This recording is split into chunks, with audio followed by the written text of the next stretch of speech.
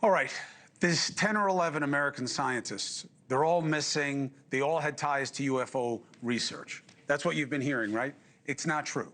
Some of them, we know how they died. It's not a mystery. Some did have connections to UAP research, but not all of them. So let's separate fact from fugazi here with NewsNation investigative journalist Ross Coulthart.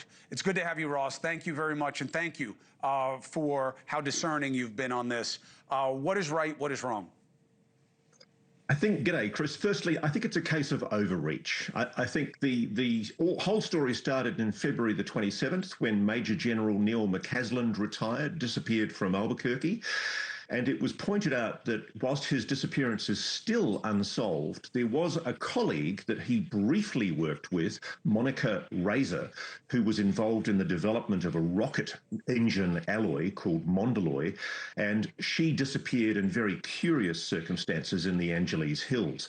Frankly, that's about the only connection that I can see in any of these cases that convincingly links back to General McCasland.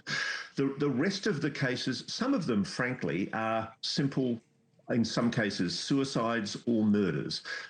Sadly, people do die. And it's been a long, simple fact of history that one of the things that media love is clusters and conspiracies. And I think in this case, what we're seeing is a pulling together of disparate cases where people have died or disappeared in circumstances that are often quite mundane and explainable.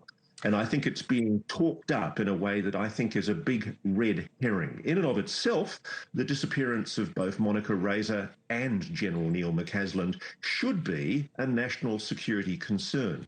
And it's good to see the FBI, less good to see the Department of Energy, frankly, investigating this issue.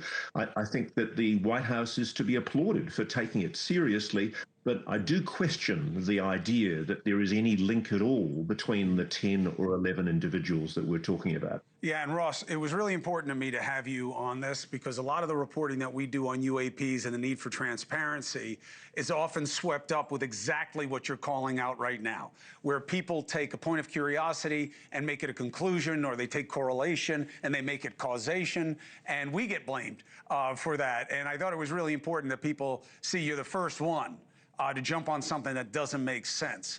And that I think it actually emboldens us to keep pushing for transparency about what we do know makes sense, which is there's a lot more about the universe of discovery behind UAPs than the government has wanted to tell us.